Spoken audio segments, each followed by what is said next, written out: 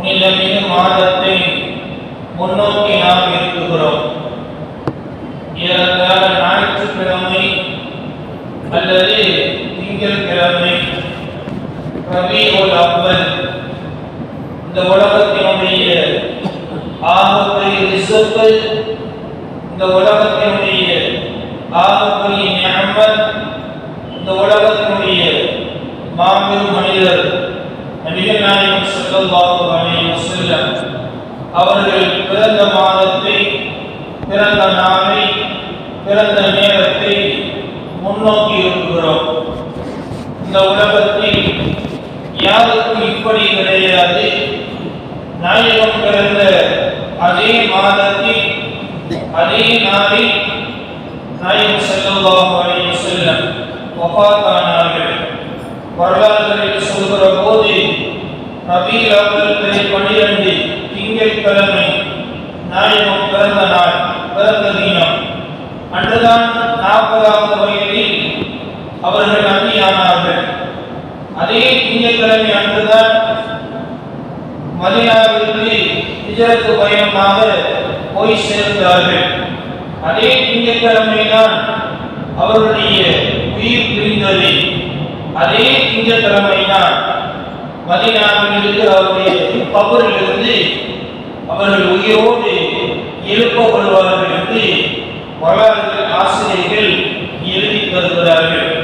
இந்த ஒற்றுமை உலகத்தில் யாருக்கும் கிடையாது. இன்னமும் நீங்கள் யோசித்தால் இந்த 2025 நீங்கள் முஹம்மது நபி நமது நாயகம் ஸல்லல்லாஹு அலைஹி வஸல்லம் அவர்களை ஒப்பீடு செய்தால் இன்றைய உலகில் சுமார் 195 நாடுகள், அங்கீகரிக்கப்பட்ட நாடுகள். அது அல்லாமல் சில தீவுகள் உண்டு.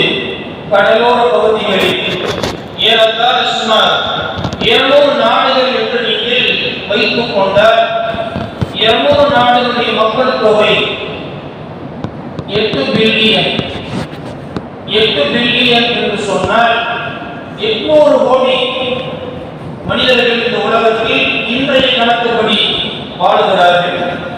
அந்த 800 கோடி மக்களில் முஸ்லிம்கள் 200 கோடி, 4 பகுதி 25% முஸ்லிம்கள் வாழுகிறார்கள்.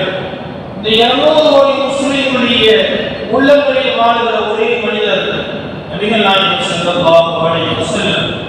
வேறு யாருக்கும் இந்த சிறப்பு கிடையாது. சில கூட்டங்கள் நடத்தலாம், குறிப்பிட்ட எண்ணிக்கை வைக்கலாம். ஆனால் உலகம் தோன்றியது முதல் மறுமை வரை எல்லா முஸ்லிம்களுடைய உள்ளங்களில் வாழ வேண்டிய வாழுகிற ஒரே மனிதர், ஒரே தலைவர் நபிகள் நாயகம் ஸல்லல்லாஹு அலைஹி வஸல்லம். யார் அந்த முஹம்மத்? யார் அந்த நபி? யார் அந்த புனிதர்? அவர் எப்படி பிறந்தார்?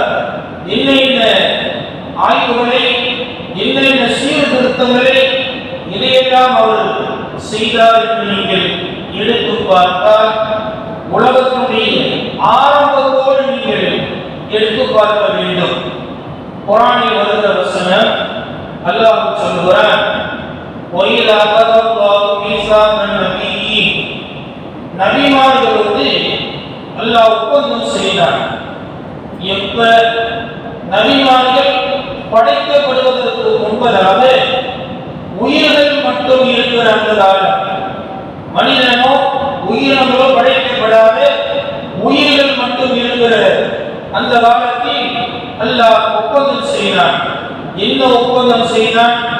உங்களை நான் நபியாக ஆக்க வேண்டும் என்றால், நபியாக ஆக்கி உங்களுக்கு கிதாபை கொடுத்து, வேதத்தை கொடுத்து, ஞானத்தை கொடுத்து நபியாக்கப்பட வேண்டும் என்றால் உங்களுக்கு ஒரு நபி வருவார். அவரை நீங்கள் ஈமான் கொள்ள வேண்டும்.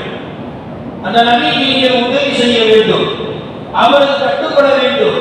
நீங்கள் கட்டுப்பட்டால் உங்களை நபியாக ஆக்குகிறேன் என்று நபிகள் நாயகம் ஸல்லல்லாஹு அலைஹி வஸல்லம் அவருடைய உயிரை காண்பித்து அல்லாஹ் கேட்டார்.